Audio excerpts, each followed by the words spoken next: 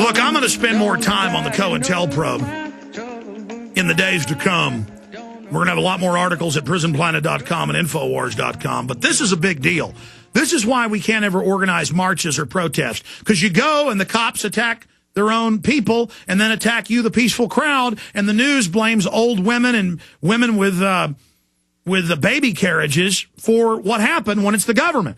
I'll never forget 5 years ago seeing footage out of Portland, Oregon that made me physically ill. It was a few thousand peaceful people against the war, and the police come out and surround them, and no one does. And the police say, move back, move back, move back. They are moving back. And the cops walk right over and spray a baby in a carriage right in the face. And the woman says, and the baby's on the edge of dying, having this pumped up their nose. She says, why did you do that to my baby? And he says, listen, you effing bleeper, you don't bring a baby to a protest. And they just beat the daylights out of those people. And guess what? They never went out and protested again, to where all that's left is 30 or 40 hired foundation thugs led by cops in anarchist outfits and a few meth head idiots that don't know it's a federal operation running around tumping over trash cans and lighting them on fire. So then the police can come in, and no one was resisting the police. So then they started going and finding women coming out of stores with grocery bags and police dogs attacking them, because no one's allowed on the streets of Pittsburgh.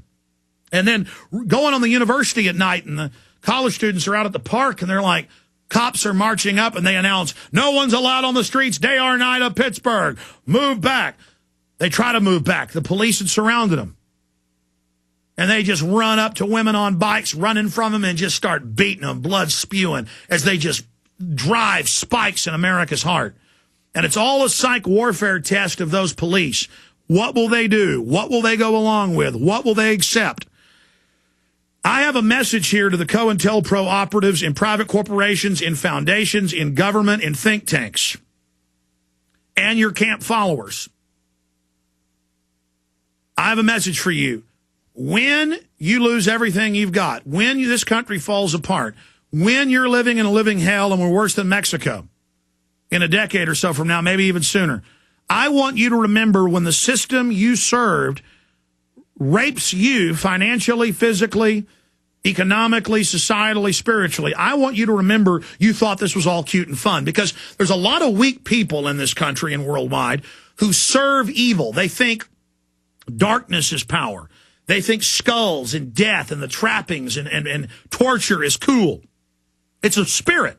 It's a mindset. They think Jack Bauer's cool, torturing innocent people every episode to get answers, torturing kids in front of their parents. Homeland Security admitted that was their own propaganda promotion.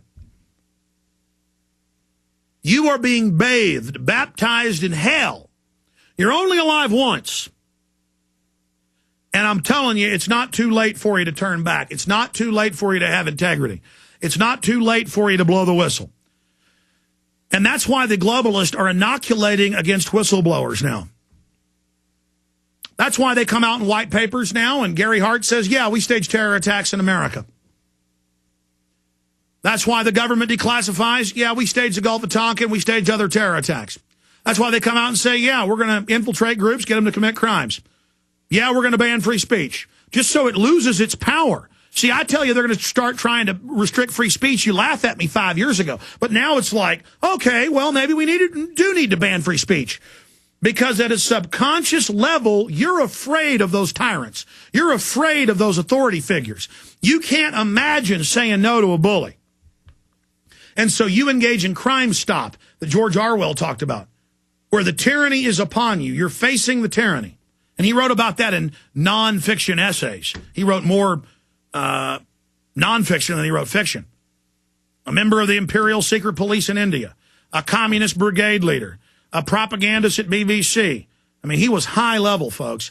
And he finally figured out, my God, they control the left and right. My God, it's a priesthood of power. It's a priesthood of psychopaths that like to torture people. And they play us all off against each other. And Big Brother is bombing Airstrip 1 to keep society in degradation and fear. Ladies and gentlemen, let me tell you, these psychopaths weave a web. Like certain species of spiders weave a certain web. And we know the web they're spinning, and now the web's done. We're like, this is the most hardcore, vicious form of tyranny ever seen. Red alert, we've seen it. They're openly announcing it's evil. They're openly announcing they plan to arrest everybody and start killing people. They openly write textbooks about how they want to exterminate at least 80% of the population. Red alert, red alert, red alert, red alert, red alert, red alert, red alert. I mean, this is red alert, red alert. We know who this is. We know what it is.